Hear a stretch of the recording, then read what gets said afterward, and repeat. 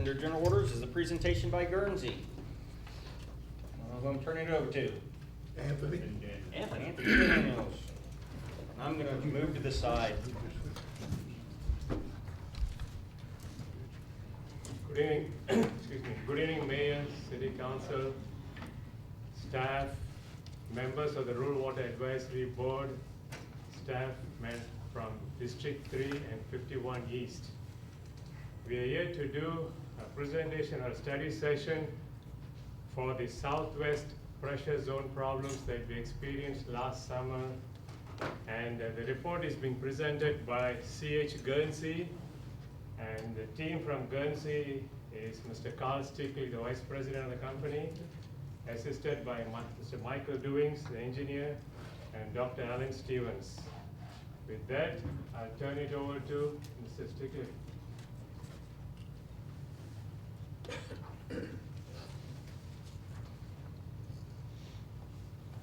Most of this tonight is going to be somewhat interactive. What you see here in this PowerPoint that I made into a PDF is strictly the same information that is in the handout, just not quite as detailed, and we'll talk through the details. So if you don't have a handout, you're fine. You'll get the same information.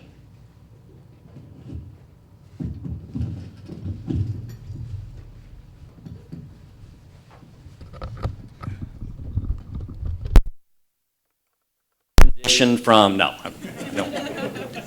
I only sing in groups of 40 or more. 1, 2, 3. No, 50 or more. Okay, so we're going to go through this, and as I said, if you don't have a handout, you should not miss anything. This is going to be really hard to talk to the screen and talk in this microphone at the same time.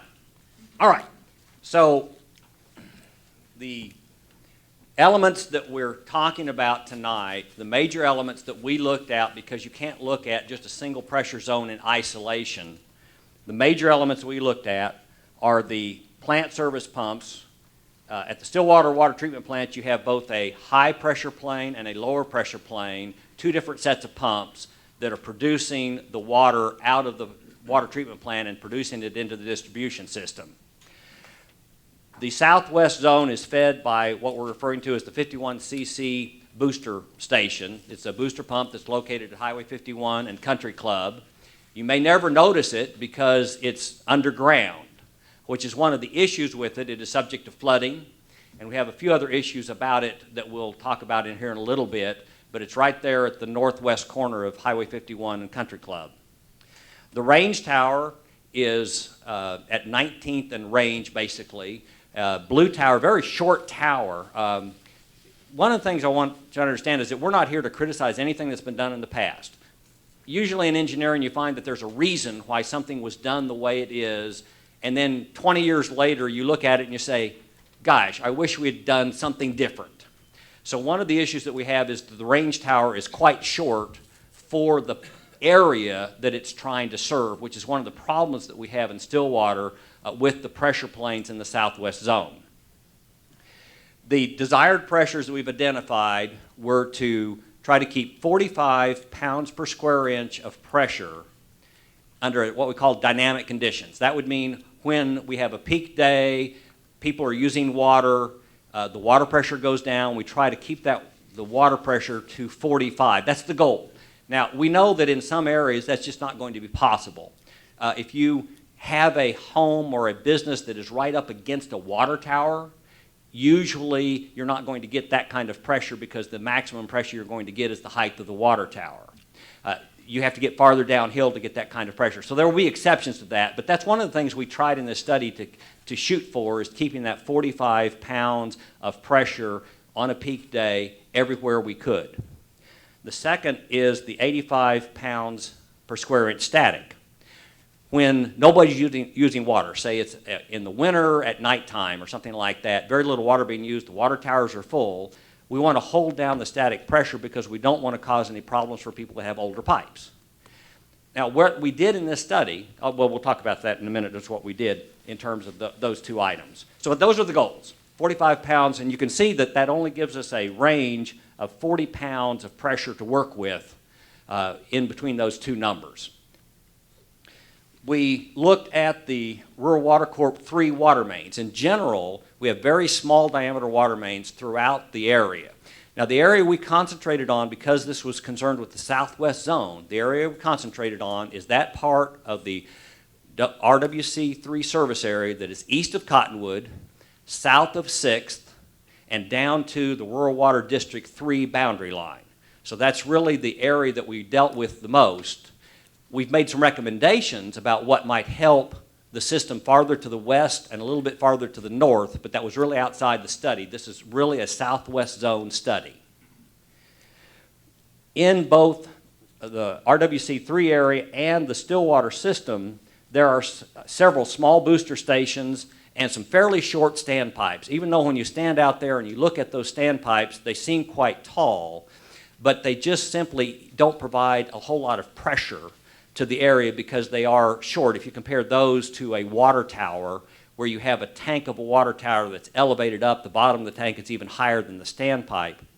The other thing about a standpipe is that the usable water in it is quite small.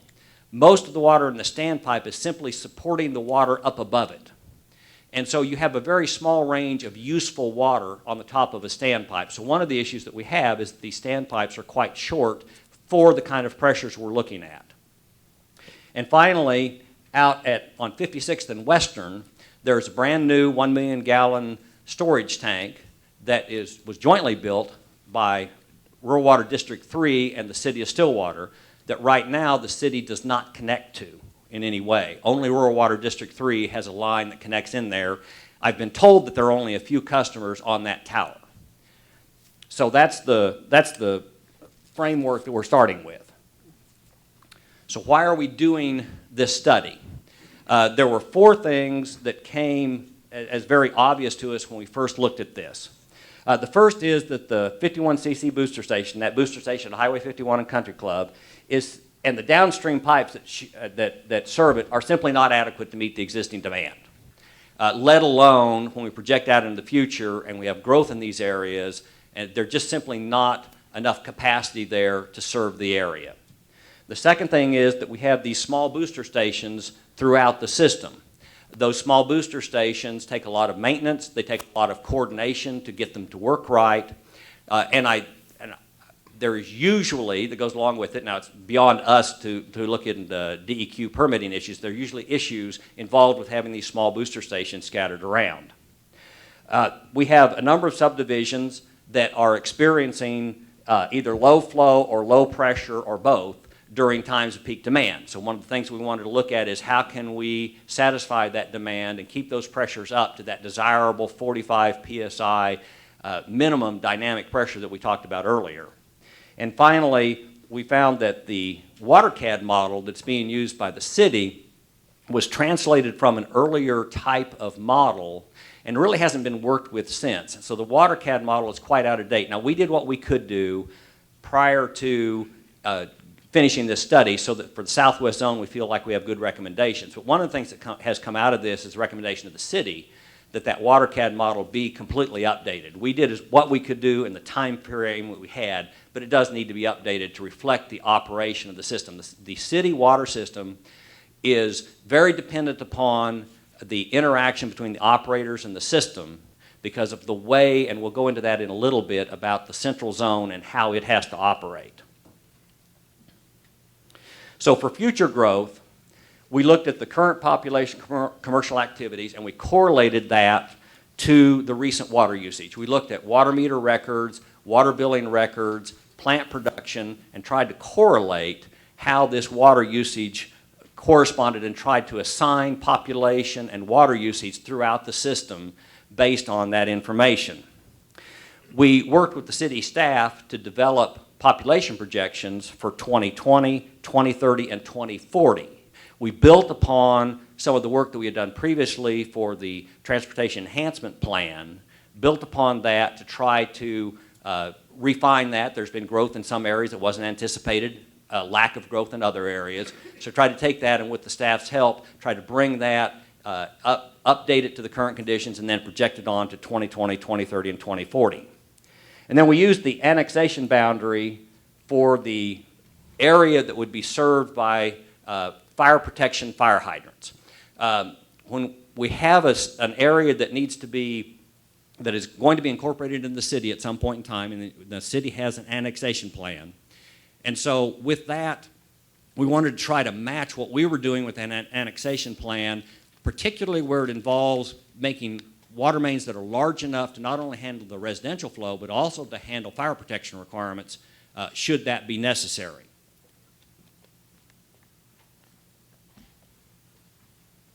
So this is the map of Stillwater with the road system turned on.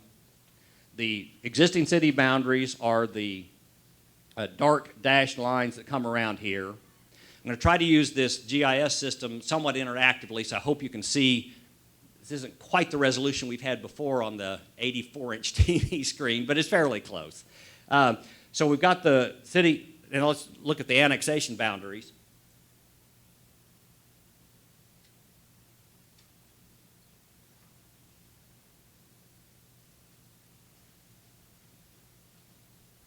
So the red line that popped up there is the boundary that has been identified as the annexation boundary, which is generally 1 mile outside of the existing city limits, except on the east side where it goes out a little bit farther. So that's the area, particularly in the southwest, that we concentrated on as being the prime area of interest. The population boundaries I mentioned a minute ago, these are the districts that we broke the area down into, and each one of these districts was assigned, thank you, each one of these districts was assigned a population value for the current population plus the 2020, 2030, and 2040, as well as the employment population. So that was done for all of these districts to try to get a balance between the future growth and where that growth was going to occur.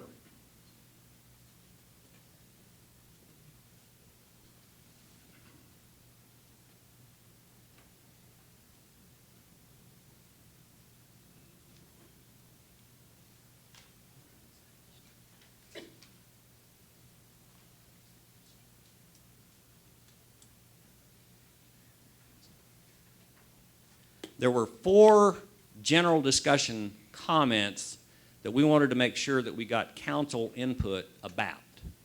And I've put those 4 up here so that we could all understand why, for us as engineers, there are certain things that really aren't engineering decisions. They really go into the political realm and the council's feeling about what should be done. So I put those 4 things up here because there are assumptions that we made that if the council disagrees with those assumptions, we need to know about that, because then we've got to make some adjustments to our recommendations. The first is that to upgrade this system that we're calling the Southwest Zone, we are going to have to do some work within the Rural Water Corp 3 service area. And as you'll see in a moment, that will involve some lines and in one case a recommendation for a tower. And so although this study is for the southwest zone of the city, again, we felt like we needed to go out to the annexation boundaries, and in so doing, we're looking at the Corp 3 areas. And so this study does recommend some major water mains that would be 6-inch, 8-inch, 12-inch water mains be placed in what is now the Corp 3 areas outside of the city limits. The second assumption we made that we need some either affirmation or a negative on is that the developers may need to upgrade other major water mains, generally along section line roads, particularly if a development that's proposed is larger or in some way more complex water use-wise than what we've used as our population growth. So examples of this would be, for instance, a hotel or a nursing home or some other type of congregate living arrangements where you have a lot of population in a small space, or if a subdivision is developed that is different from some of the subdivisions in the surrounding areas, particularly something that has a lot of small lots. Where we get a lot more population, then the developer is going to have to make some improvements to some of these major water mains to provide water to those. And we looked for the developer to do that as opposed to putting them in place as a result of this study.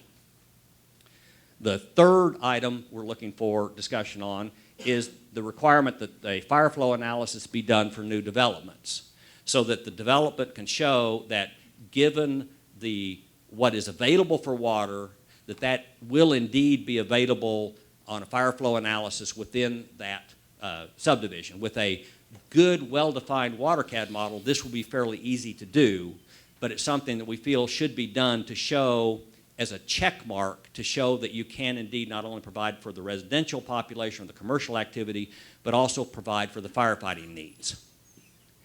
And then fourthly, that outside of the annexation boundary, there may need to be other types of things that are done to provide water if someone wants a large amount of water or at a higher pressure.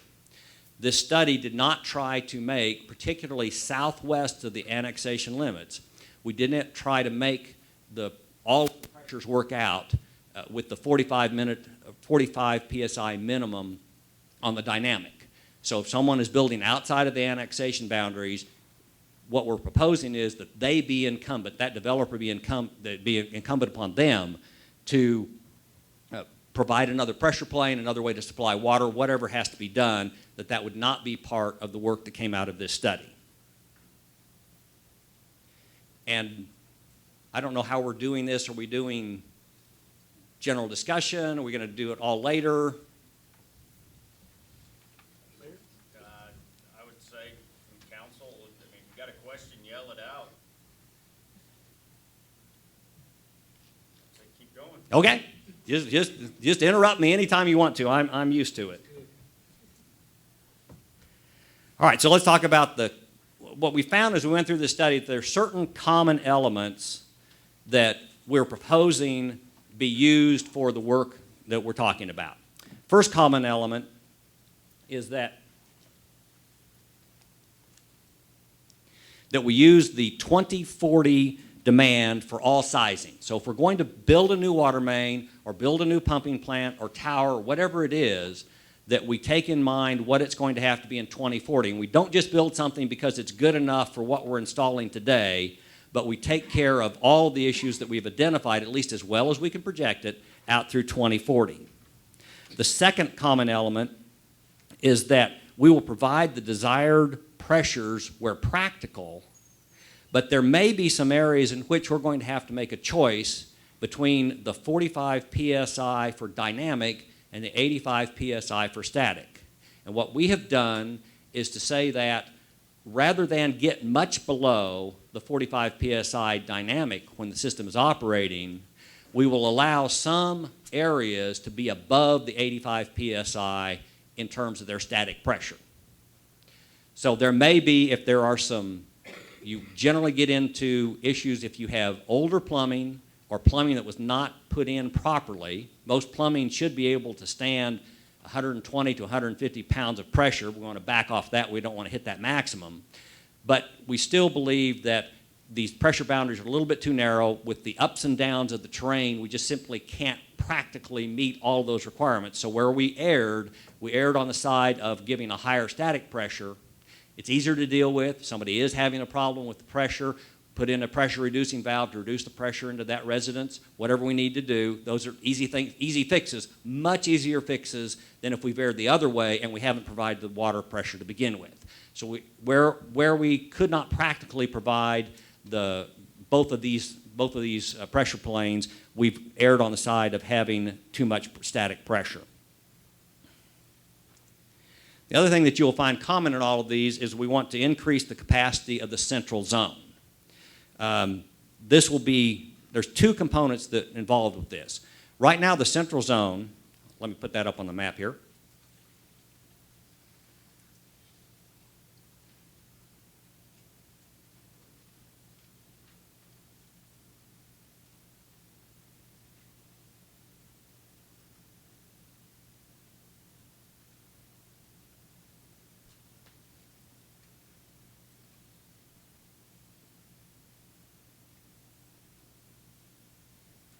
In this map, the purple lines are the Rural Water Corp 3 lines. The cyan lines are the City of Stillwater lines.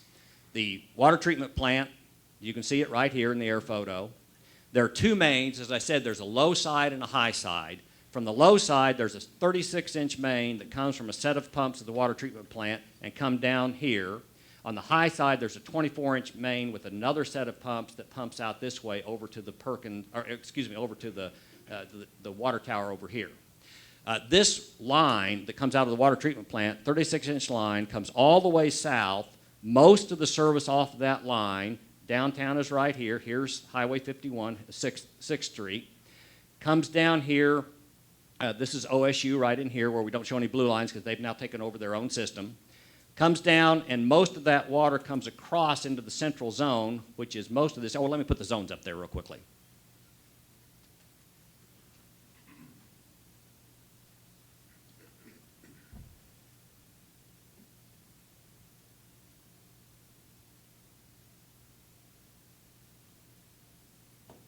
Okay, all these little lines, there is a Payne County Rural Water District number 1 is this area right here, which is served by the Stillwater Water Treatment Plant.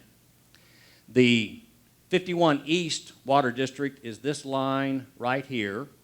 There are 2 feeds from the high side of the Stillwater system into 51 East.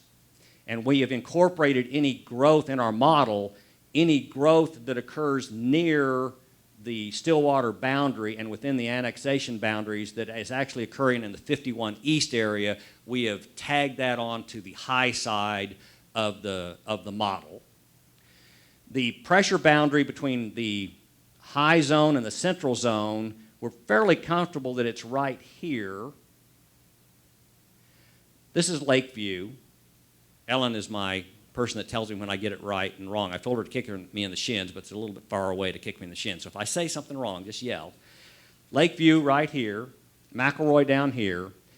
There's a small area right in here where the city staff is, there appears to be perhaps some bleed through from the high zone to the low zone, where in an ideal situation we would isolate these two, but it appears that there is some interconnection and it occurs somewhere around in here, and we're not exactly sure in this area whether it's actually now in the high zone or the central zone. And then the bulk of town down here is within the central zone. So those are our pressure zones that we have in this area.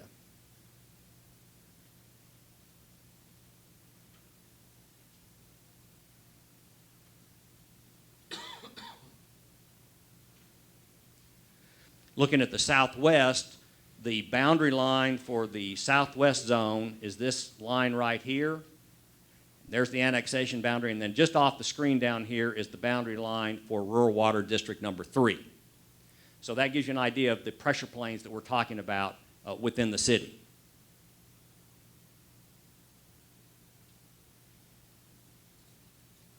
So when we talk about this transmission line that comes from the plant and comes down to 6th, there's large branches that come off here to serve the central zone, and then a pipeline, 24-inch pipeline that heads off to the west to serve the pump station, the 51cc pump station that pumps into the rest of the southwest zone. There are two things that we found. One is that this pipeline is not of adequate capacity for the future. It will have to be either paralleled or replaced. What we have used in our work is a paralleling of that pipeline. However, in some earlier studies that were done by Beck, there was a recommendation to the city to completely replace the water mains in a 50-year period. The existing 36-inch parallel with the new 36-inch pipe. The equivalent of that would be a new 48-inch pipe. So there might be some economics here. Instead of replacing a 36 and building a new 36, that when the time comes, we would recommend that you look at, do we want to just simply parallel it, as we're showing for the cost estimating purposes, or do we want to take advantage of some economies of scale, literally of scale, and put in a single 48-inch pipe? The other thing that we've noticed, and it shows operationally as well, is that the central zone does not have any elevated storage. The high zone does have an elevated storage tank. There is at least a little bit of elevated storage in the southwest zone with the the range tower, and then on out into the Rural Water Corp 3 area with some of the standpipes. But in the central zone, there is no elevated storage. So one of our recommendations is that this project look at doing elevated storage within the central zone. This should simplify pumping operations out of the plant, because right now when you pump out of the plant, that 36-inch pipeline going to a 24-inch pipeline that goes directly into the 51 Country Club pump station. So you have a pump station that's followed by another pump station. Very tricky to do that in real-time operation. The second issue is, even though we might have portable generators we could take around to provide electricity, in an emergency, having some elevated storage to provide fire protection services and to provide some water while we get the electricity hooked back up is usually a really good thing. So one of the things that you'll see recommended in here that's not really related to Southwest, but does affect the operation of the 51 and Country Club pump station, is the provision of elevated storage, and we recommended that that be put into the central zone. Right now in the central zone, the storage that is in there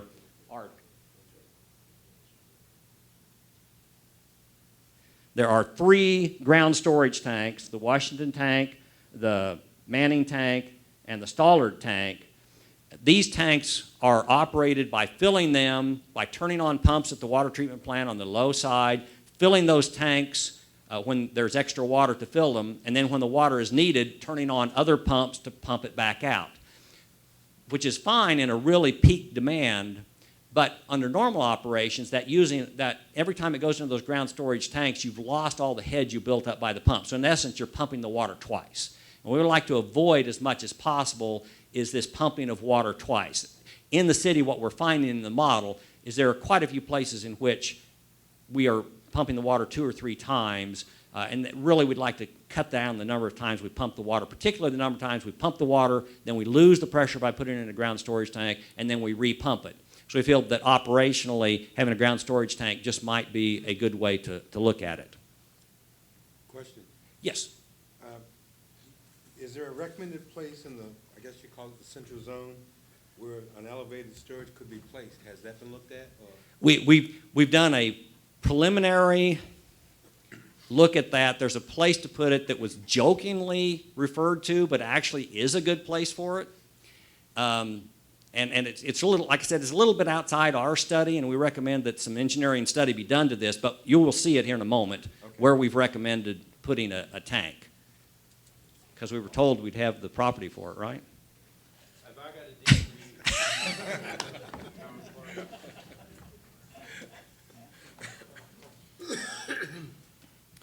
I just got that. Another common element will be to, and this has already been going on for the last 2 years, is to modify the central southwest zone boundary along 6th. When you look at it from a pure hydraulic standpoint, the businesses along 6th, along Highway 51, until you start getting farther to the west and approaching range, those businesses really need to be on the central zone. What's happening now is water is being pumped to them by the 51 cc pump station. It's being pumped west to range from 6th up to 19th, and then comes back around and comes back down the hill and serves some of the businesses. Again, we're losing a lot of the energy we went into pumping that water up. A lot of that energy is being lost, and we're ending up with a pressure zone that's not a whole lot higher than what the central zone should be.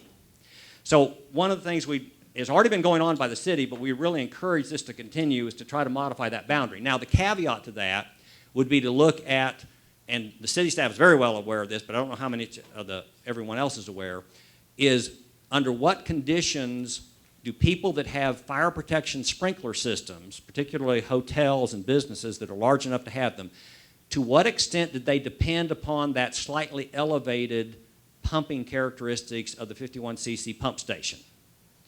Usually when you design a sprinkler system, you take a pressure reading, a static pressure reading, you take a residual pressure reading, you draw a nice little curve, and you design your system based on that curve. It is possible that some of these businesses have sized their pipes, their internal fire protection pipes, based on that higher pressure. So that's going to be a point of consideration of, do you continue to serve them off of the southwest zone, or is there some mechanism by which you say, no, you'll have to provide your own fire pump or something like that? That's really the alternatives they may be faced with. I'm not giving you advice on which way to go. I'm just saying that's really the only two choices you have is continue on the 51cc or provide some sort of localized fire protection with a fire pump. That gets more expensive because these have to be approved fire pumps. You can't just use any old water pump. It has to be an approved fire pump, has to have a backup power system. There's lots of things that have to happen to this.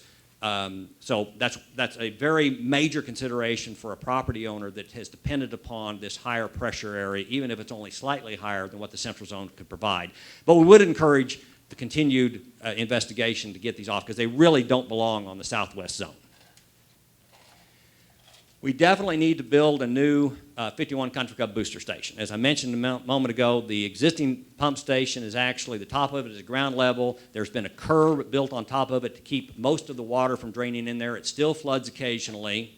Down inside it, there really isn't room for expansion. And the pump station itself is now mismatched. In order to try to get as much life out of that pump station as possible, the impellers of the pump and the motors of the pump have been replaced. The impeller is now the largest impeller, 15-inch impeller that will fit into that casing, and the motor is the largest motor available for that pump, a 200 horsepower pump.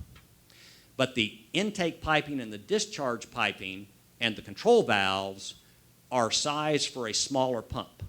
So you're losing a lot of the energy that goes into pumping that water is being lost within a few feet of that pump.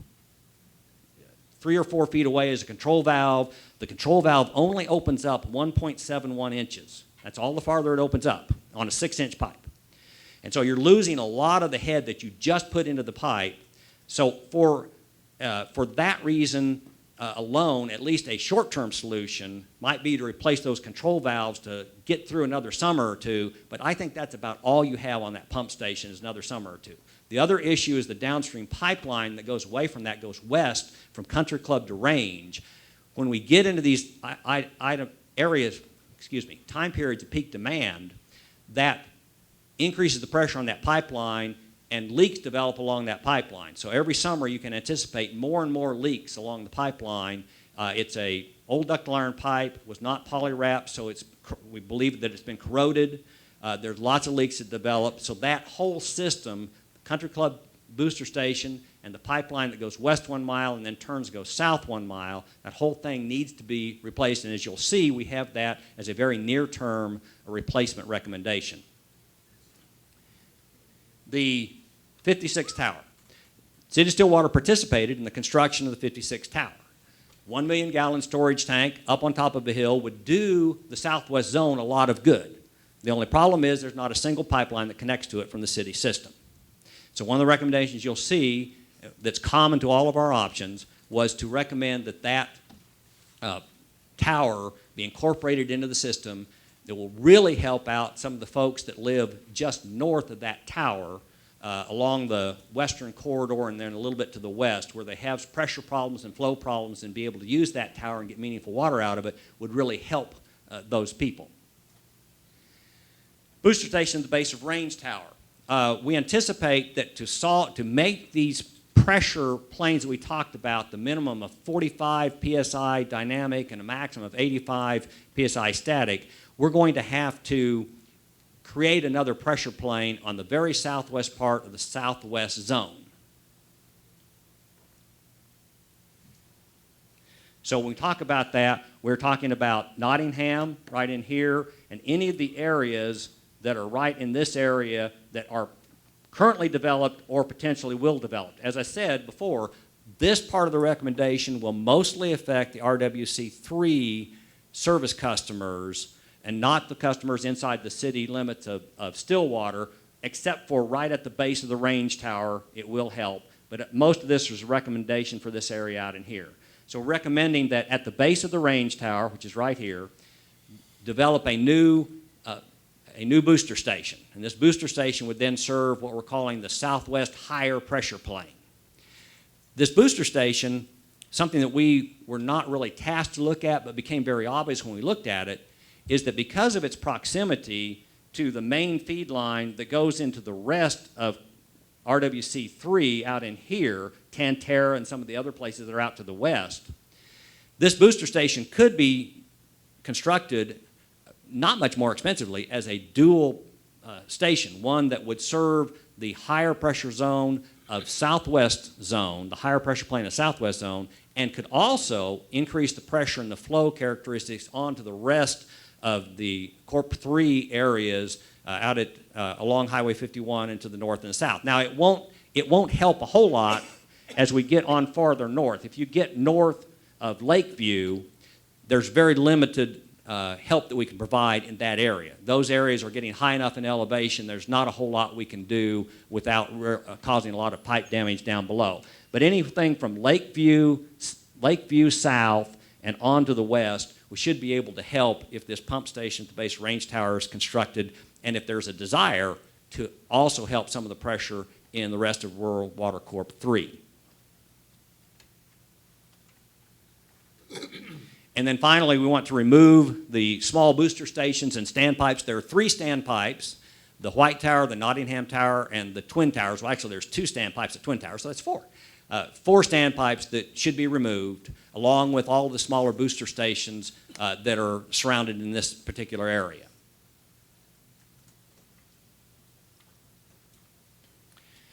So we looked at a couple of common, what I call common alternatives. One is, how do we isolate this higher pressure plane in the southwest zone? We looked at 2 options.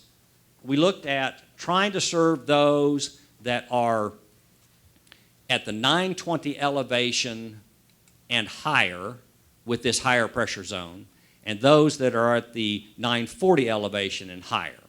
And it turns out that the 920 elevation, by setting that as a limit on our boundary of the southwest zone, gives us the most flexibility in operation and causes the least amount of change with the existing operation for those people that live a little bit lower in the southwest zone.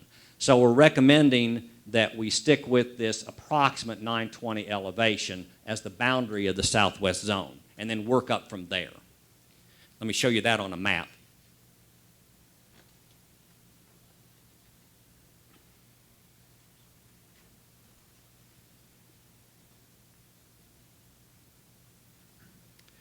The green line that popped up there is the 920 elevation, and you can see how that green line reasonably matches the existing boundary. The yellow line is the existing boundary of the southwest zone.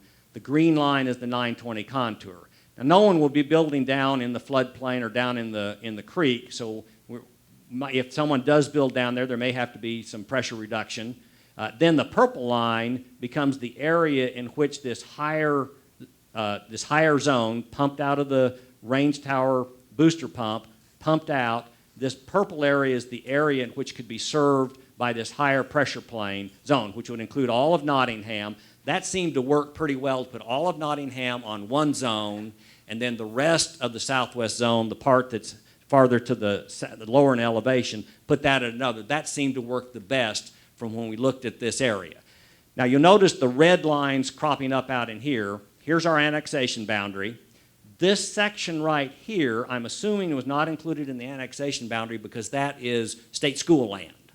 Now, although since, 1998, 1999, you can buy state school land if you bid on it and you outbid the current leasee has the right to match your bid, and et cetera, et cetera, et cetera. So the point is, a developer could now purchase this property and want to develop it, but even in that property we have some areas in which it's too high to be served by our service plane, and then when you get outside of this, you can see this band, this ridge line, this red lines, these red contour lines, where those are areas in which we cannot serve from the system that we're recommending to you tonight.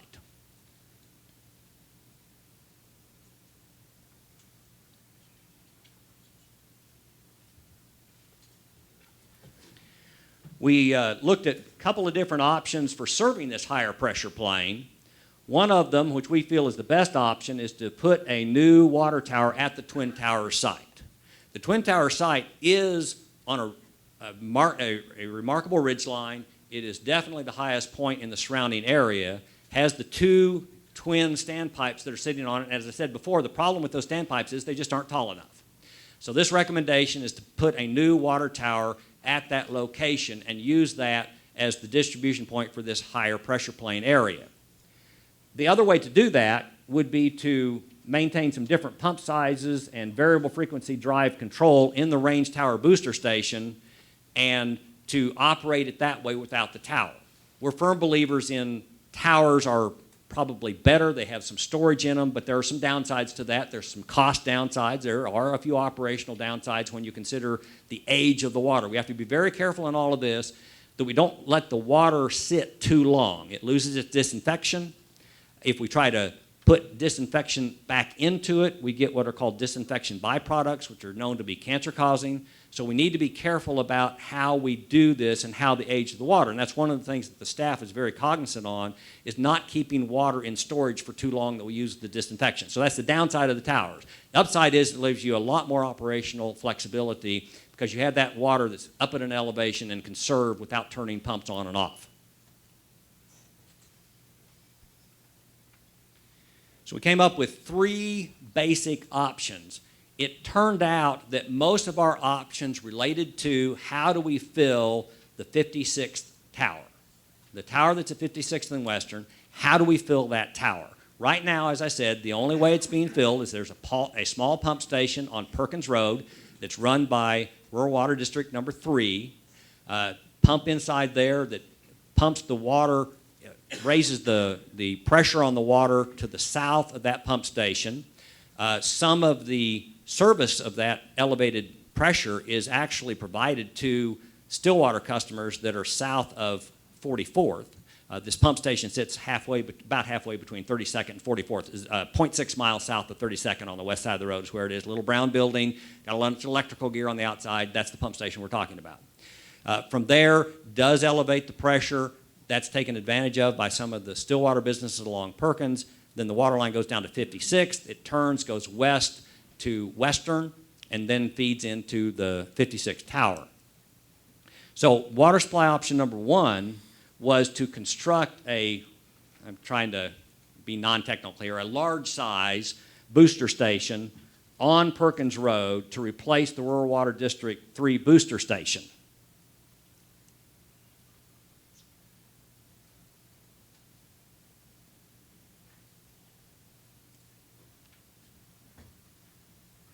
I'm going to turn on a few of these items so you can see what I've been talking about. When I talked about those pipelines and things that are common to all of our recommendations, whether it's option 1, option 2, or option 3, the things that are common to all the options are providing a new parallel or replacement pipeline that comes down from the water treatment plant, parallels the existing line or replaces the existing line, and comes down to 6th. We've shown an elevated storage tank right here. If you want to know where that is, it is immediately adjacent to the new water tower that OSU built there a few years ago. That's actually a very good place for a water tower. And it was jokingly said that we could have the land. Now, I think that was a little bit of a joke. Yeah, you said have. I'm sure that's what you said. But it is a good location. It's up on a ridge so that the water tower height, the structural height you have to build the water tower could be lessened. We don't want to build the water tower, and it's the same thing OSU got into. OSU water plant is farther downhill, and we don't want to get downhill any farther. So we either need to have this tower here or at a higher elevation somewhere along here, and we have concerns about, okay, we've got the airport in there, we're going to have flight restrictions if we go too far along. So we said, well, if they got a water tower right there, we'll just put a water tower right there. Actually, it's a pretty good place for it. So that's where the elevated storage, at least to start off with, a point on the map to start talking from. The 51 cc pump station right here, at this asterisk right here, a new 24-inch pipeline that goes west and comes south to the range tower, a new pump station at the base of range that would serve a water line that comes south adjacent to Nottingham. Comes down to where, I don't have enough on my map here. Hang on a second. Yeah, I just don't have enough on the map.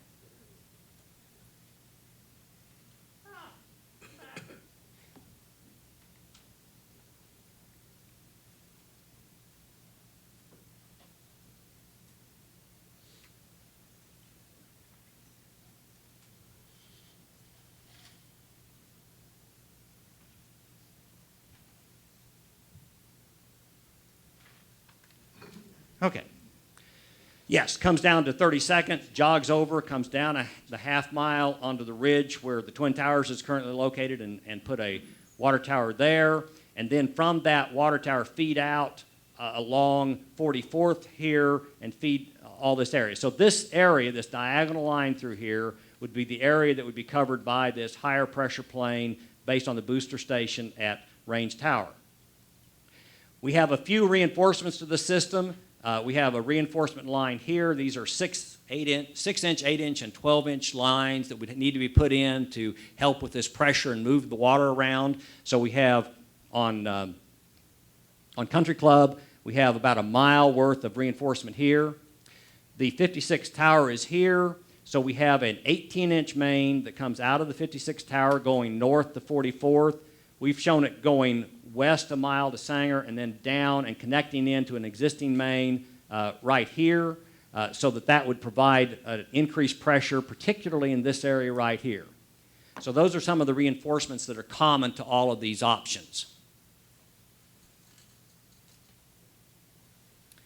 Option 1 would be provide a, whoops, sorry about shouting in the microphone. Option 1 would be provide a replacement pump station, a large pump station that would be located right here. Now the problem is that the line coming down Perkins is only a 12-inch line.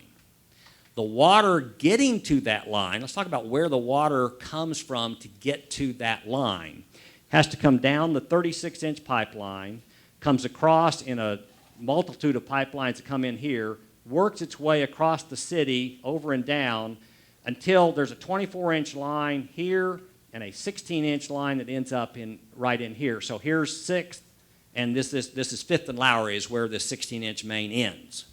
To get enough water to make a large pump station on Perkins Road, we would need to take a 16-inch water main back to 5th and Lowry, bring it through as a replacement or parallel to the existing 12, come down to the Perkins pump station, and then extend that 16-inch main across and to the 56th tower. So option 1 just simply uses the Perkins Road booster station as the supply to the 56th tower and brings it from basically 5th and Lowry. It looks like there's enough water at that location that we can bring that through. That's option 1.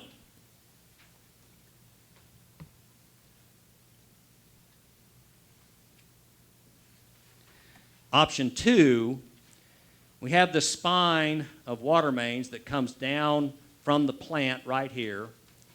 At 6th and Pioneer, we pick up that main. Now, just for purposes of trying to show something, we have taken the liberty once again of relying on OSU and put a water line across their property right here. I know. Easier construction, we could come through here on 6th and come down Western, but there's quite a bit of congestion in this area right here, so we thought, well, we'll at least ask OSU, may get turned down, but we can ask.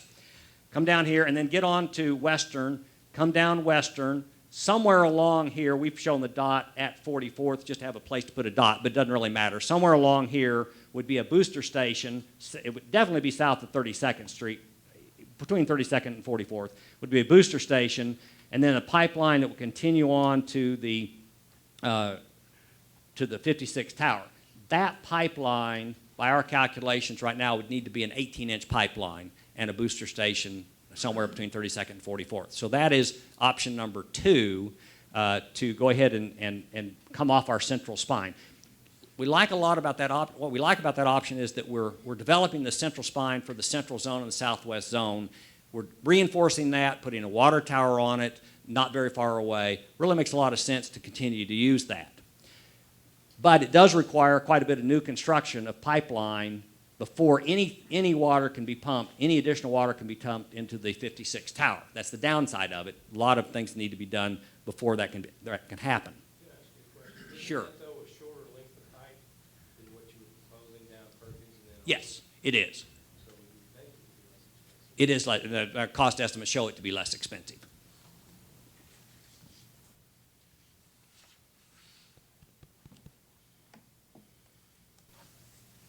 Option 3 is somewhat of a hybrid of option 1 and 2. We already have a 12-inch main that comes down Perkins, comes down to 56, that becomes a Rural Water District 3 water main and comes across to feed the 56th tower. What if we build a pump station to replace the existing pump station run by Rural Water District 3, build a pump station that will handle as much water as the 12-inch pipeline can handle? So we're taking advantage of the existing infrastructure that's already in place, this 12-inch pipeline. This will be the quickest way to get water into the tower that will be a meaningful enough water that a pipeline constructed, this 18-inch pipeline constructed back into Deer Crossing. I got close. Deer something. It gets into Deer Crossing. The fastest way to build the 18-inch pipeline here, construct this pump station, pump a line that already exists, and for the near term, that will handle the demand. Now, we have conflicting information about the capacity of this 12-inch line.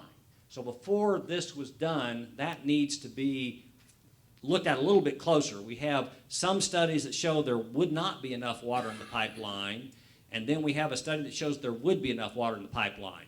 So we need to narrow that down as to whether or not. Now, in our cost estimates, because of that issue, our cost estimate includes 1.5 miles of replacement 12-inch. Don't specify where it is, but someplace there's a bottleneck, someplace there's something happening. So we included 1.5 miles of 12-inch. That's just that really is a little bit of a guess. 1.5 miles, no, it's a lot of a guess. 1.5 miles of 12-inch pipeline to have some cost in there to represent that added cost of doing something with this line to make sure that, because we need a full 12 inches worth of flow in this pipeline or this solution won't work. But this solution, that 12-inch pipeline, will only take us so far. So then we have to go ahead and build another supply, and we think it would be cheaper to go ahead and build a 16-inch pipe. Originally we had an 18-inch pipe if this was the only pipe. A 16-inch pipe, downsizing it one size, build the booster station in here. It would be a smaller booster station, so less expensive than the one that was proposed in option 2, and feed the tower. So we're feeding the tower 2 ways. If it was desired, now we've talked a lot about emergency situations. Do we use generators? Do we have backup electricity supplies? This pump station, particularly if it's located at 44th, is not very far away from the Twin Towers and the pipelines that come from the Twin Towers. If it was deemed to be a good way to handle emergency conditions, and right now I'm not saying it is or it isn't, I just want to bring this idea up for further look when all the system is actually designed. We're not very far away from connecting these two systems together, so we could have an emergency feed that would go from, if we designed this pump station properly, that could actually fill the Twin Towers if it was designed properly. May or may not want to do that. That is just something that during the design phase of a pump station located here you'd want to consider. That would give a dual feed to this tower and a dual feed to this tower as well. So it's just something that makes a lot of sense, perhaps. Yes? Are you talking about filling Twin Towers or filling the new tower that would be built there? The new tower. The new tower. It would take some doing to be able to design a pump station here that would both fill this and fill this without imbalance. But it was just something to look at during the design phase. Something look at, say, yeah, it's possible, or no, it's going to cost us an extra $1 million, and we can go buy a generator for that. Just help me, I'm having a little Sure. trouble with my streets. The red new pipe, whether it's 16 or 18, what street is That's it? Western. That's Western, but up there at the top, Here? it's Sanger, I suppose, huh? No, actually, this is Pioneer across the street. This is OSU's property. We've just taken it north of the creek. Okay. OSU has a piece of property in here that's bounded by the creek coming here, and we've just put it outside the tree line. Where's Sanger? Sanger is right here, There it is. Okay, thank you. at least down here. When you get up north, Sanger jogs, and you got that other thing, but down here, it's down here. Did I point to the right one? Okay, I just got to look at Ellen. Pointed to the right one. Any other questions about this option? So you have 3 options. What we talked about is trying to do an analysis. I have no idea where I am on my report. I'm somewhere along here. I think I'm on page 4. So we talked about how can we show what the financial needs of doing all this will be. So we've provided cost estimates. We looked at the cost estimates as a whole for options 1, options 2, and options 3, but we wanted to narrow it down to one option. They're very similar. The cost estimates are very, very similar between option 1 and option 2 and option 3. We didn't want to try to provide a time of construction of all of these improvements for all 3 options. So option 3 was selected. One thing about option 3, as I said, is that right now you can begin getting more water into the 56 tower by simply constructing a pump station, as long as the 12-inch does act like a 12-inch, and it gets you going faster than any of the other options where you have to buy right-of-way and easements and put in a new pipeline, et cetera. But we just chose that option. There's nothing set in stone. We just had to have an option so we could look at what the time of this would look like. I have another question. Yeah. If we build a new water tower, and I'm just assuming now, close to the central part of the city, we build that on OSU land, does that affect anything at all on your new pipeline, the 18-inch or 16-inch? Would it connect in anyway? Yes, the tower would be here, the spine, this 36-inch pipeline would come down to here.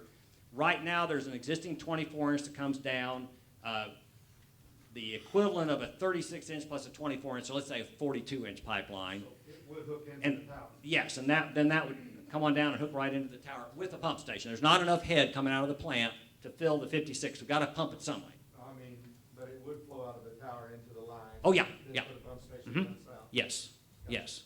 It would flow out of this tower, flow into this line, and a pump station somewhere down here. Mhm. Any other questions? All right. I've either lost you all or you're being very accommodating.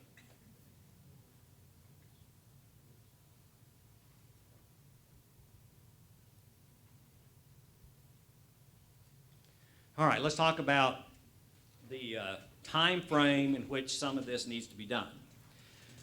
From an infrastructure standpoint, if we look at this and look at how we would recommend that a system be developed, and we could go back a few years, we're behind in terms of how these systems are put together. So there's a very big price tag at the very beginning of this. Some of this is really catch-up from before. And in fact, what you'll see on these cost estimates is that you can almost break these cost estimates down into 1/4, 1/4, 1/4, and 1/4. So think of 1/4 of it is items that perhaps had we been looking out in the future, had the foresight. Again, I never criticize anybody because there's always reasons you do things. And then later on you say, gosh, wish I hadn't have done that. So if we looked at, gosh, wish we hadn't have done that, go back a few years, about 1/4 of this is makeup. The 51cc pump station, for instance, really needs to be replaced. So some of these things that perhaps should have been done a few years ago, but that's okay. We're going to try to make up for it now. And then 1/4 of it is stuff that needs to be done in the immediate future. I used the year 2015. 2014, 2016, don't hold me to that, but it's just a year to try to get our minds around. It's 2012 right now. By the time you go through design and procurement and easements and all this other kind of things, 2015 is going to be here very quickly. So I felt like that was a good short-term goal. So what do we need to do? I've already mentioned the 51cc booster station and the piping to range tower, and that's about $4 million in our estimate for that. I might mention in your handout on the back there's a more detailed cost estimate, and we'll get to a little bit of what makes up these cost estimates here in a minute, so bear with me and let's just go through what the price tags are. Replacing the Perkins Road booster station, we've put that in at $1.6 million. Connecting the 56 tower to the southwest zone, this is the line that would come south and then jog west and go north, jog west and go north again to Deer Run Crossing. I give up. Let's rename it. That would be $1.9 million. To reinforce the southwest lower pressure plane, this is some miscellaneous 6-inch and 8-inch pipes. I think actually this is primarily 6-inch pipe that needs to be put in place, $290,000. To install the range tower booster station, the new twin tower, the water tower that would replace the twin tower standpipes, and the pipes to create the southwest higher pressure plane, $6 million. And the reinforcement of that higher pressure plane, once that backbone is put in place, about $900,000. So the total of that is $14.9 million based on option 3.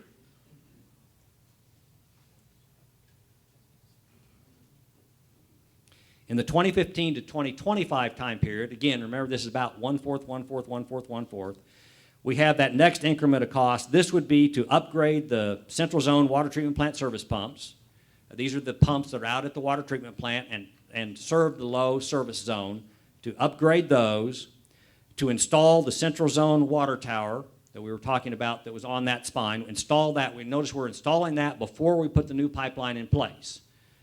Install that tower, and then put the Western Road. By this time frame, you're going to need to have the Western Road booster station. So you're going to need to run that 16-inch pipe from 6th and Pioneer down to the 56th tower at about $4 million for that and the booster station, for a total of $8.6 million in that time frame.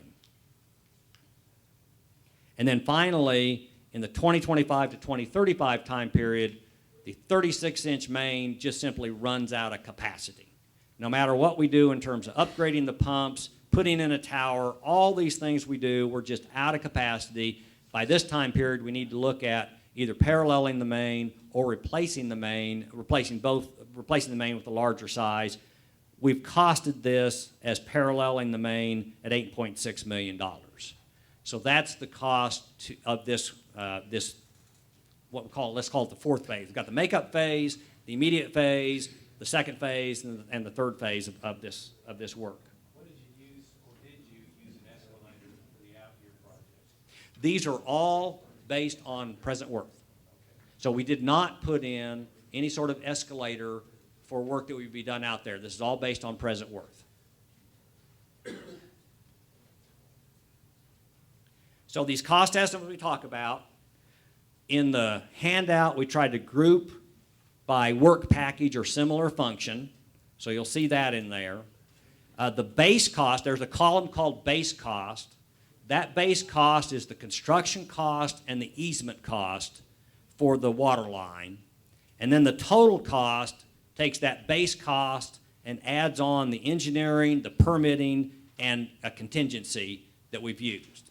Now, we really are hopeful that all our estimates are high. But we'd rather be high than low in this kind of situation when you're looking at spending this kind of money. When do you know a better feel? Well, as design progresses on each of these items, the more information that the designer has, the better you can hone in on what the cost will be. But we're hoping that right now, we believe that right now we are on the high side of these cost estimates and that it can actually be done cheaper than this, but we don't want to shoot a lowball number and have something come up and find out. Yes, sir. I was looking for a cost estimate for the 51cc pump station as far as the retrofitting you were saying we needed to do, just to get us by 2 winters. I've really lumped that into the 51cc price. There's not a whole lot we can do for that, and in terms of the magnitude of the numbers, it doesn't show up. So I did not put a separate cost in there for that.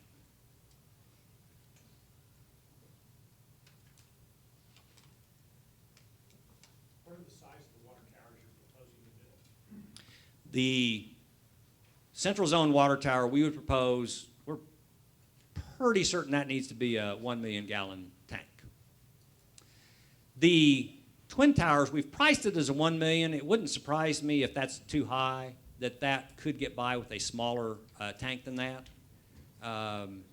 We didn't want to, we weren't really trying to engineer this down too much, but I think our 1 million tank size is too large. I think it will need to be smaller than that for water age considerations. So is it a 500,000 tank or is it a 3/4 million tank? It's somewhere in there. We estimate it as a 1 million tank.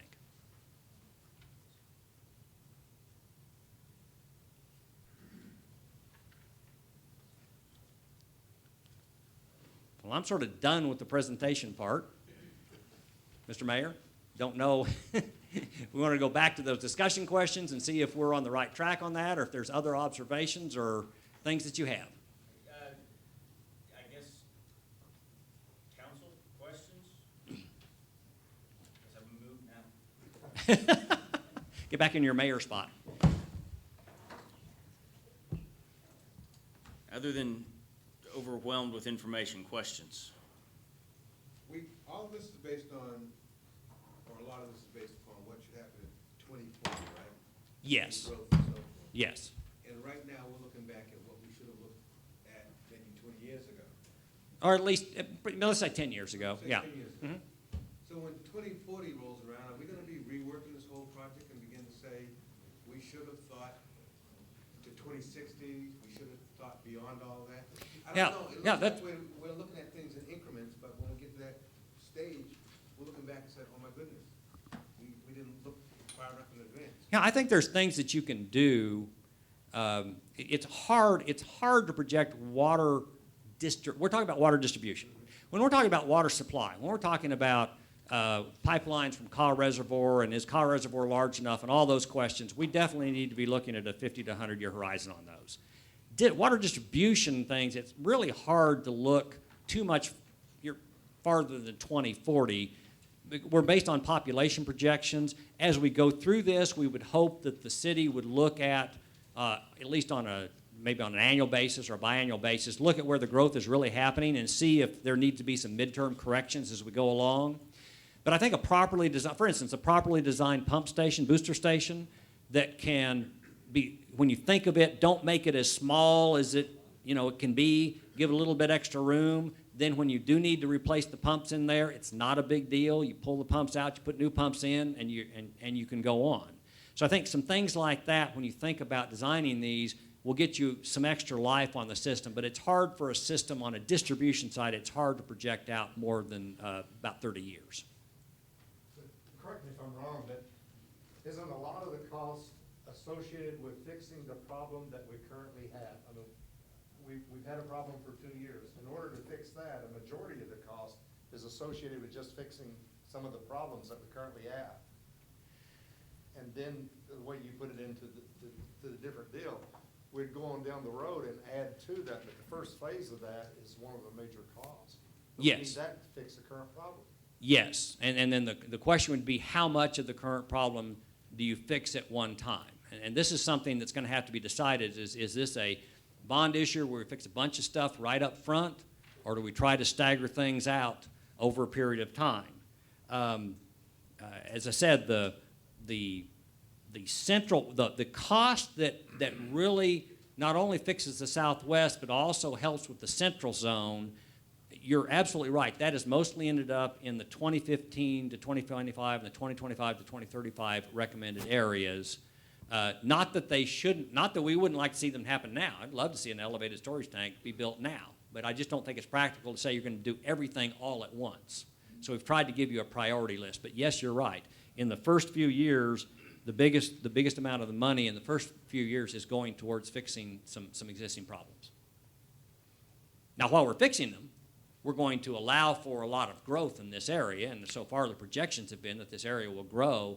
And in some cases, it's just like, I'm repeating myself, some of you that are around when we did the traffic enhancement plan, it's a self-fulfilling prophecy. When you build it, they will come. When you widen a road, more traffic will go on it. When you put in better water service, more developers say, hey, I've got water now, I can build there. So these are somewhat self-fulfilling prophecies, I'll tell you that. Another way of saying it, if we don't build, we won't grow. That's right. If we don't take care of it, we won't grow. That is correct. Did I hear you properly? Sorry, me. Oh. Sorry. On your time frames, you have it split up in 3 groups. Were those I guess,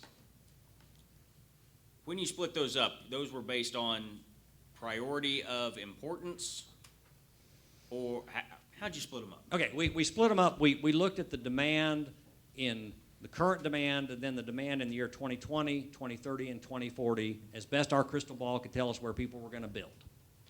And the way we split this up is to do the things, as I said, about half of the cost you see up there is stuff that really sort of fixes existing problems. The other half of this is intended to get the system in place for this growth to continue past the 2015. So when we hit 2015, it's in place, subdivisions can continue to be built, it can continue to grow unimpeded by water issues. And so we did it this is really basically strictly based on an engineering perspective, on a water use perspective. We have not tried to determine what development restrictions there should be or anything like that. We've just said if you want to just allow growth and allow it where within the annexation boundaries that you've already stated and are already out there, within those boundaries, this is what you have to do. Following on to his question, would you say A through G are in priority order? Yes, they are. A through G, there is not a strict priority here, but a general priority that is being conveyed by those letters A through G, yes. So I would assume by that we get the most bang for our buck improvement to our system from the top down. Yes, the only exception on the 51 cc booster station, if we could get a few more years out of that by some interim, you asked me at the price, and just a couple $100,000 worth of work in it, get a few more years out of it, ignore the fact that it floods periodically, and you have to pump it out. Get a little more out of it, then perhaps the B and C in this option 3. Remember, we looked at option 3 just to have something to give you an idea. But B and C then would sort of rise up maybe above A, but so they're roughly in an order. Did your study take into effect that they may enact a fire sprinkler system for residential? I mean, you mentioned for businesses that they may, they're pushing to put it in residential too. Is any of that figured in? Yes. Yes, when we talk about these pipe size and these storage capacities, it should handle the residential requirements if that should come to pass. Now, that's not to say there might not need to be some additional work in other parts of the system or something like that, but for this southwest zone, that's what it's intended to be.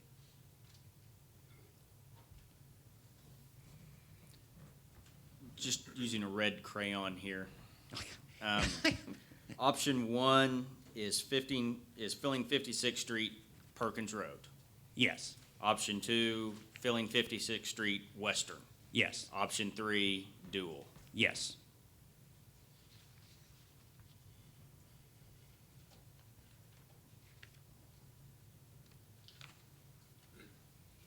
Option 2, if you look at the cost estimate in the back of the handout, option 2 is the cheapest, but it will involve more upfront costs. So it's a balance and a little more time. So option 2 is the cheapest, but it does involve more upfront time and will involve a higher cost in the beginning than option 3. And I may have missed you saying it, but just seeing how the report is written, your option 3 is your recommendation. No. Okay. Yeah, and again, hear me when I say this. I'm torn between two. Option 1 is not my recommendation. I can tell you that. Okay.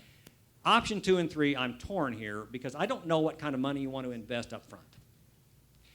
If we had the money right now, and if the 51 cc pump station could be increased enough to get through a couple of years, then option 2 is the cheapest option. What's the best option?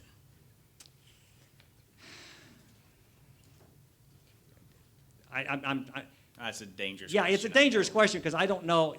I can tell you on the engineering side, the best option is option 2.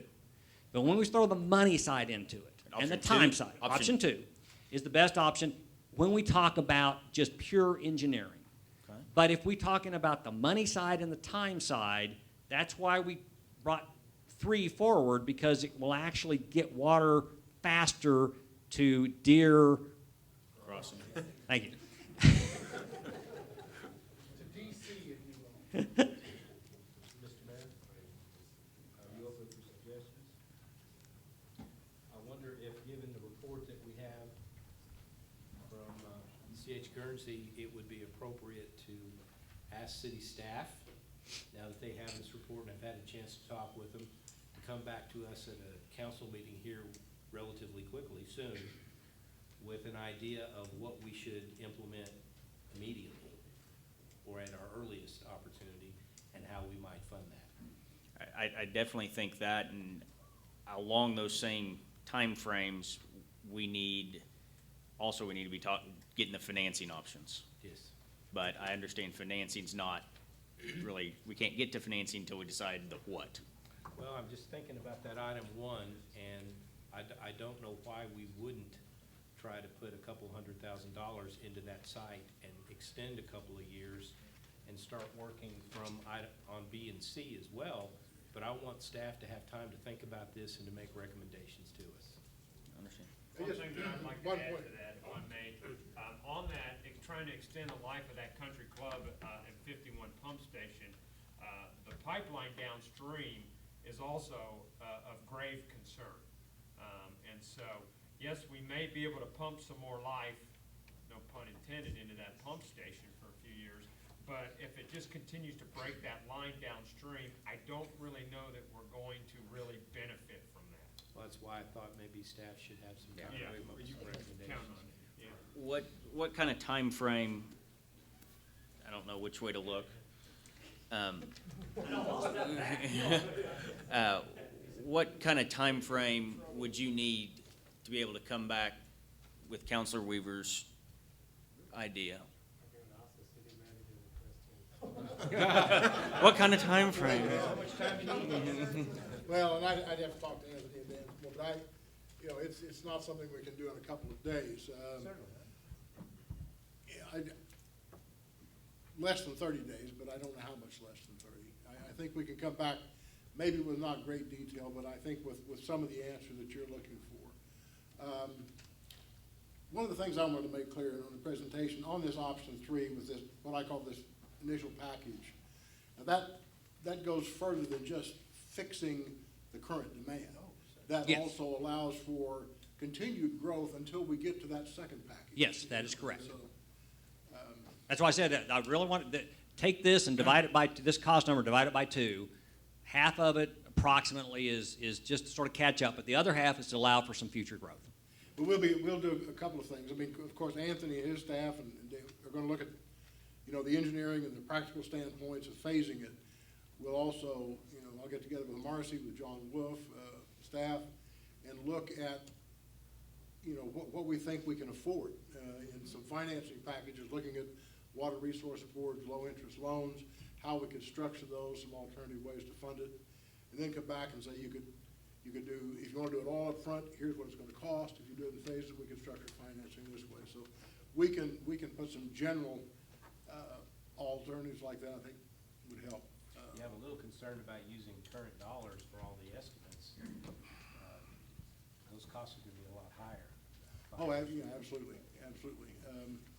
But there's gonna be some cost escalation involved because you can't build it all in 1 year. I mean, it's gonna, but as he said, I think some of these costs are hopefully estimated on the high side, so even if there is a little escalation, when we get down to the details, we'll have caught that. But, we'll calculate that into the projections and in the cost, financing plans. So you're thinking late May? Yeah, I think we'll be pushing, to drive it much quicker than that. Okay. We may screen help at that point and say, give us another week. I understand. I think from prior conversations in council, prior meetings, I think, and chime in if you disagree, I think the mood and the desire of the council is that this is of utmost high importance and priority. And I know staff feels the same way. Absolutely. And so I would say as soon as we can get, well, end result, I think the number one priority here is as soon as we can start fixing, let's start fixing. And I understand we've got lots of things we've got to do to get there, but let's get these first steps rolling. Fair? Yeah, I think it's a given. The community needs all of that. How we get there and phasing it and how we pay for it as quickly as we can and start resolving the immediate problems that allow for the growth. I mean, that's everybody's common goal. I like it. Mr. Blankenship? Carl, if we were to hire Guernsey to basically to design the projects, whether it's the first phase or the entire thing, what would we be looking at time frame wise from the time that we would issue you a notice to proceed to actually have plans and specifications ready to bid for the first phase of projects? Approximately. Yeah, not, Approximately. I mean, are we talking 9 months? yeah, I mean, Or what are we talking? depends on the size of the package that we're talking about and all of that, and the other caveat to this, as I said, one of the first things that needs to be done, and you also brought it up, is the 51cc pump station and the line that goes downstream from it. not so much worried about the line, we'll put it back in right away. I am worried about the location of the pump station, particularly if try to do something that's above grade. So I can get plans in 9 months. Is it on the right site? So do we have a site that we can identify that quickly that we can design the plans for? It's hard to design plans for an unknown site. They're sort of worthless. But we need to, so that's the first thing. So that first item could be as long as a year while we try to get, unless we have some angel, somebody in the audience that owns some land right near 51st Country Club, Highway 51 Country Club, donate some land, and then we're off and running. And then what are we looking at approximately? And the reason I'm asking you these questions is because there's a high expectation to get these things and get improvements in the ground as quickly as possible. But I think in today's society, quick is internet speed quick. And I'm sorry, but engineering and construction is not internet speed quick. And I want people to really understand what we're talking about, time frame for these improvements. So that's why I'm asking for staff to come back with a recommendation so we can start that in motion. Right. This design takes a long time, but And that's until what I we wanted- start, we're Yeah. not getting anywhere. Right. Absolutely. And we're ready to, I mean, start negotiating the contract. Don't I- start I backing think- up I on think- me already. I'm not. You know, and I appreciate what Mr. Blankenship's saying, and I think in my interpretation of what you're asking for, when we come back with these alternatives, I think we need to include in that some projected timelines of engineering, design, bidding, construction, so everybody has some reasonable expectations. And so we can include that in the. Because realistic, the reason why I keep asking about the little modifications to 51cc is that's, you know, at the earliest, that's the only thing we might could do in a quick time frame. The rest of this is gonna take, I'm a little concerned about that one. I have to do some more discussion. I mean, I would hate to see us throw some money on that and not really solve an immediate problem. If we look at an option where we're gonna rebuild that pump station next year, completely rebuild it, I think with the boosters that we've used this year, we can, you know, providing we have a normal season, we can suffer and keep everybody in water without those and make the bigger investment. that's the big if we can keep everybody in water. But that's what. If it was my we're- house not getting water, I understand. I'd want us to spend that money, I understand. even if it bought us 2 But years on. we need to take another look at that and see what those improvements at 51cc would do. And, And I think realistically, to answer the question we're talking about, we're not just talking about this summer, we are talking about next summer. In terms of 51cc and that pump station, in terms of getting by, before you would have, even if you started today to design and build a new pump station, it would not be ready for even next summer. So let's just be realistic, we're talking about this summer and next summer. Okay. If we talk about the 51cc booster station and doing a new booster station. So I just. I was talking about those, you said valves need to be. Yeah, right, that's what I'm saying. That when we talk about this time frame, the time frame that we're talking about here is really about an 18-month to 2-year time frame where the money we spend will go to get us by during a 2-year time frame. That's what we're talking about. I know it'll be 18 Yeah. months to 2 years. Yeah. Which is why I'm curious what that little fix might cost. Once again, I'm afraid that little fix and Scott Taylor, who operates that system, can stand up and tell you, if you put any more pressure on that pipe, what's it gonna happen? The pump station will last several years. It is the pipeline. We broke it 3 times last summer, and we never even got to full speed. So the pipeline is the Yeah. major issue. As far as the short-term fix, he's talking about replacing 2 of the clay valves in there. That's a week or 2. And then we upgrade the station again. But the pipeline leaving there is the danger. And I don't wanna get anybody's hopes up that fixing that pump station's an immediate panacea, because that pipeline's really the weakest link. That too. I think Jim Russell wanted to say something if he could. Top to bottom, your lowest to your highest is 7%. The time frame it's gonna take, that's less than a rounding error. Top to bottom on. The lowest projection to the highest projection, is what he estimated. I think you picked the best solution.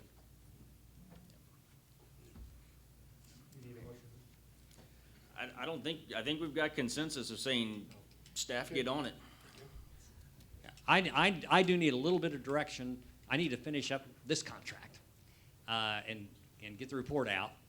Um, uh, It can be a little bit open-ended.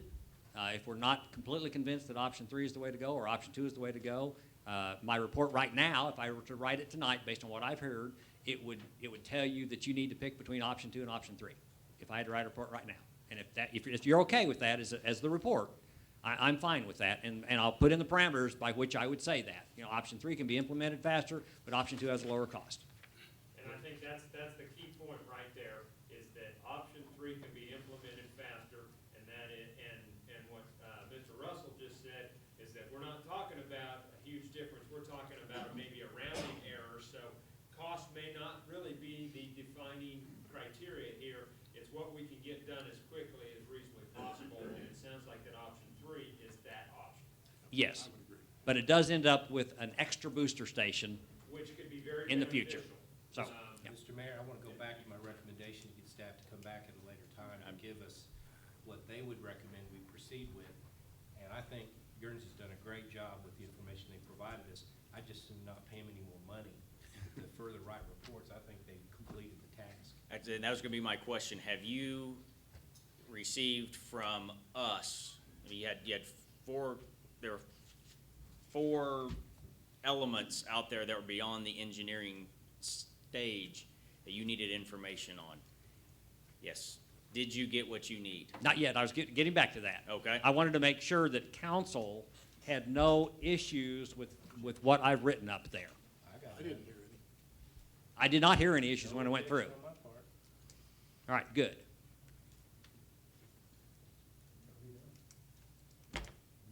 Now do you have what you need? Yes, I do. Wonderful. Any other questions? I guess I just want to say, when they make, okay, we've had the Stillwater tower for 3 years, been sitting there, and any of these new projects happen, you know, as soon as it happens, they'll go online, not sit there, you know, burning our money, I guess, that sounds. So if we can make sure that these projects when they go online or happen, that they're usable right then and there as soon as possible. Yes, and that's the key to that is the 18-inch line that goes back to Deer. Thank you. Because right now, you're saying it's gonna be another 2 years before 56 really operations. No, it can be, Unless we do the. option 3, the pump station can be designed and built very quickly. 18-inch line can be put in place. That particular thing, that particular issue with option 3, that's one of the attractions of option 3, is that can happen very quickly. All right, council, any other questions? No. Okay, thank you very much. We appreciate it. Good job. Okay, nothing else on the SUA agenda, so looking for a motion to adjourn. You gonna take 5? John Bartley? Yes. Counselor Hopkins? Yes. Counselor Weaver? Yes. Counselor Scott? Yes. Counselor Sines? Yes. Motion passes. We are adjourned. We're going to take a quick 5-minute break before we start the city council meeting. First item is an ordinance on second reading, ordinance number 3175, an ordinance related to cable television, adopting an amendment to the permit agreement set forth in ordinance 2662, ordinance 3092, ordinance 3157, extending the permit to June 30th, 2012, and declaring an emergency. Any discussion? I'm looking for a motion. Move we accept ordinance number 3175 and declare an emergency. Second? Roll call, please. Mayor Bartley? Yes. Vice Mayor Hopkins? Yes. Counselor Weaver? Yes. Counselor Scott? Yes. And Counselor Sines? Yes. Okay, we need a separate motion on the emergency clause. I'll just move it again. Move we accept emergency clause. I'll second you again. Great. Mayor Bartley? Yes. Vice Mayor Hopkins? Yes. Counselor Weaver? Yes. Counselor Scott? Yes. And Counselor Sines? Yes. Motion carries. Motion carries 5-0, and that'll take us to general orders, and we're gonna get to talk about the budget again. By the way, I appreciate, I haven't counted, but I appreciate the operations team being back to talk with us. Much appreciated. All right, guys, we are at some further discussion. Last time when we talked and met, we still had some things we were working on and thinking through. And so I'm gonna open it up to council. What kind of questions, comments, where are we at? Again, with the goal of trying to get to a point where we can publish a budget and have our public hearing. I had a couple. Counselor Weaver? Is this on, or can you hear me?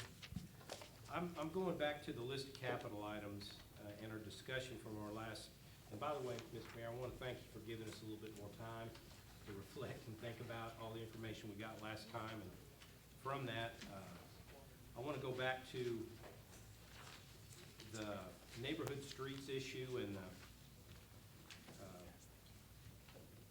what do we call it, pavement maintenance. I remember from last year that we expressed a desire to take the existing budget at that time, which I think was 300,000, and we wanted over time to grow that even more.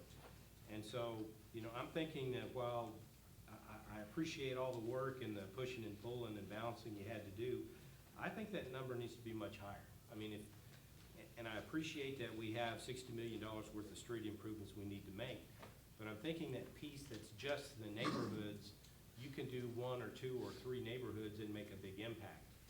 And so I would like to see us try to get more money in that line, you know, $500,000, you know, some number. I just don't think 250 is adequate, and we can make more progress than that. Mr. Peak, I think it was discussed at the last meeting, and it was discussed about the back and forth on adding money to it and other things, bigger picture. And off that, I had a question. This is pavement maintenance / neighborhood streets. Is there a breakdown in that, or what's your concept of how much of that would be going to potholes and how much to actually redoing streets? So our pothole repair, that's handled through our operational budget. This neighborhood street pavement maintenance would be the capital items like the CDBG, full depth reconstruction, but it may include pavement maintenance for rehab efforts where we do millings, overlays. So that's why the term pavement. Okay. But it's all neighborhood street. Okay. focused. Okay, so this 250 that you have on there is what we would have considered neighborhood in the past? Okay, okay. You know, I was just gonna say, if that, you know, if the council is in agreement, then I've thought about that some as well, because we have done a little more on neighborhood streets in the past. I would suggest one way that you might consider doing that, and I know it's desirable to put 573 and add to the emergency reserve, but I think taking part of that fund to supplement the streets and reduce the amount going into the emergency reserve might be a reasonable thing. The truth of the matter is, as we go through the year, if we can control expenditures and if revenues improve, we will make additional additions to the emergency reserve as our capability allows. That question's kind of come up in the past, and we can continue to do that. So it doesn't mean that we won't add to the emergency reserve by just budgeting to the streets, but I think it's, and again, our projections, we try to be very careful with our projections, and hopefully revenues will be better. And if we get through the year, mid-year, and find out that they are improved, we can come back and ask council to appropriate additional to reserves. So it doesn't, I guess what I'm saying is we don't want to completely destroy or not look at our emergency reserve replenishment, but that's an option, is to reduce that amount going into emergency reserve, put another 250 into neighborhood streets, and still keep everything in balance. Another question. At the end of the year, I know that if we don't obligate the funds, we don't have an obligation for it, we'll have carryover in the year. Is a I didn't pick up, but is a carryover budgeted? Did we do the carryover? Yes, this budget analysis Or is this the showed a actual beginning balance somewhere in the neighborhood of 5 million. And again, that will vary at the end of the year when we look at the books, and it may be a little less than that. So, you know, again, when you adopt the budget, it's the best projections. I understand. And we'll monitor those through the year. And there have been very few exceptions, but years where we've had to come back with a budget amendment during the year. But right now, somewhere between 3 to 5 million would be what would be in that beginning balance, yes. So that's already allowed for in the budget, the projected revenues, yes. And another side of it too is, as we were talking about with the water improvements, it takes time with design and planning to get a project Oh, implemented. absolutely, yeah. So as soon as transportation knows that they're gonna have that authorization, they can get to work so that it can happen in the fiscal year. Yeah, I think whether it's 250 or whether it's 500,000, I think that, I'm not gonna speak for Mr. Peak, but I think the procedure would be for he and his staff to come back with a report to council based on our pavement management system and our other factors, and give you a list and description of several street projects, probably more than the 250 or 500, whichever your budget will do. And then it will give you an opportunity to look at those and make some selections as to which ones you want to proceed with. I found that very helpful, but the frustrating part of it was they recommended 4 good Yeah. projects, and we Well, only funded one, and I wish we could have funded all of them. So, and it was a tough time. In the scheme of time-wise, and of course it'll depend on taxpayers, but we're also talking about general obligation bonds. Can we use that for the capital for streets? I mean, that's one of the things we talked about. Absolutely, that's an alternative. You know, when we develop a capital improvement plan, which we've said here multiple times, that's our first financing and planning priority after adopting the operating budget.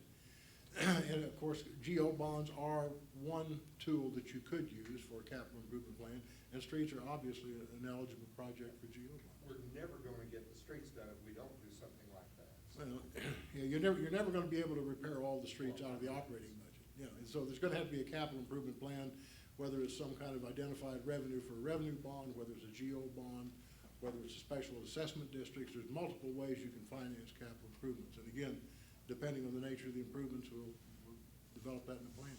Well, I agree with Councilor Hopkins 100%, but this budget plan actually backs up. Yes. And I know that we had talked last year about not backing up and increasing the number if we could. Please, don't misunderstand, I'm all for trying to increase that also. This is not the budget to widen 3 blocks of the street and Right. rebuild. This is neighborhood streets that need some milling, minor milling Right. overlay, and just to save them from completely deteriorating. I was also gonna ask you, if I could, Mayor, just one last question. How do you determine whether a capital item should be financed or whether we should pay with cash? Like, take the police cruisers, for example. Well, police cruisers, we looked at that. To maintain our fleet, when operating budget allows it, with our current fleet size, we replace 8 every year, and that's an ongoing cycle.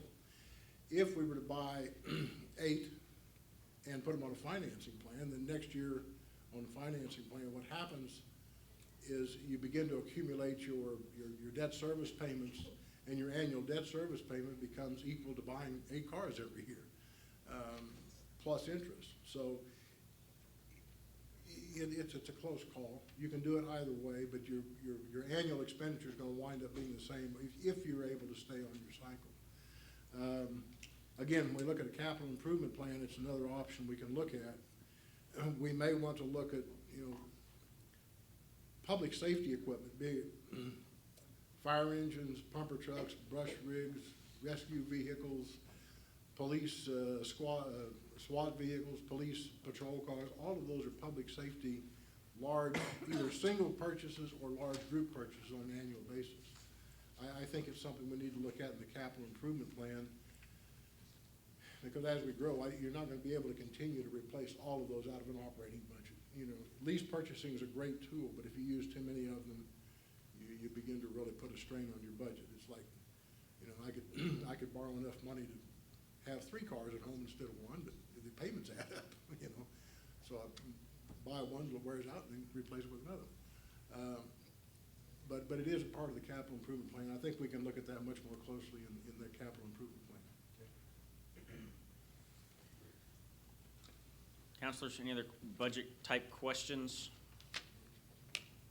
What's our closure on this item? Well, I'm just trying, if there's council consensus on that, we'll tweak that little adjustment in before May 7th and talk about any others that you may want us to. So without a doubt, where we're at, and we've all used the phrases, and that's why I think I love the big chief in red crayon here, that if, I guess this is my question to you guys. Are the size of the bubbles appropriate for you? Not what we want, because obviously we don't have unlimited revenue. But that fundamentally, in my opinion, is our question before we tell them to print it, publish it, public hearing, is the relationship of the size of the bubbles. Is that the right mix of sizes? If there's any of those you want to make a little bigger, then which one is it you want to shrink down to balance it? That's the game. So, do you have any other questions tonight? I hope that, our meeting's what, 7th, May 7th? Yes. Not for the public hearing, but our next meeting, 1 week from tonight. I would hope that by then we will, what I've heard tonight was the road question. Are there any other questions that we want asked? Are there any other possibilities or options we want to see before next Monday? With the goal being next Monday, we're able to say, shrink, enlarge, make this bubble a little bigger, go. You guys good? Yes, sir. Got what you need? I think so. I don't, we can have an item on the 7th. Basically, I can show you what the impact of this change is tonight on the budget, but at that point, we should be ready to move on for public hearing. So if you have any other questions that you want incorporated, please let me know. But otherwise, we'll begin structuring that final budget, even though we're not gonna have the public hearing for it. Right. So just to be clear, we're saying move this item to 500,000 from the 250? Yes. I think it was from Mr. Peak. I mean, if he comes back and if he goes 500 will get us 2 of the top 3, but 550 will get us all 3. I mean, I think getting that I'll work input. with Jason on that. We'll come up with, it may be 485, or it may be 525, or it may be 6. I mean, just in that range of what can we do I'll to get you a help better feel streets. for that by next Monday, yes. Don't lose ground, that's exactly, 6 sounds better than 5. So, all right, any other questions on that? All right, Just a comment, again, I want to thank the city manager and the staff for the work they did. That was a very helpful session we had last time, and I Agreed. think we're on our way. agreed. Okay. There's our general orders, and then we're down to request for executive session. Mr. Dorman? Withdrawing my request on item A, so the remaining items will be B, C, and D. Request for executive session pursuant to 25 OS subsection 307B1 of the Oklahoma Open Meeting Act for the purpose of confidential communication regarding the employment, appointment, promotion, demotion, discipline, or resignation of City Manager Dan Galloway, City Attorney John Dorman, and Municipal Judge Tanya Ron. Wonderful. Any questions? All right, looking for a motion to go into executive session. So moved. Second. Roll call, please. Mayor Bartley? Yes. Vice Mayor Hopkins? Yes. Counselor Weaver? Yes. Counselor Stone? Yes, ma'am. Counselor Pinkney? Yes. Motion carries. All right, we'll move into executive session. And there's no action on these on the agenda afterwards, so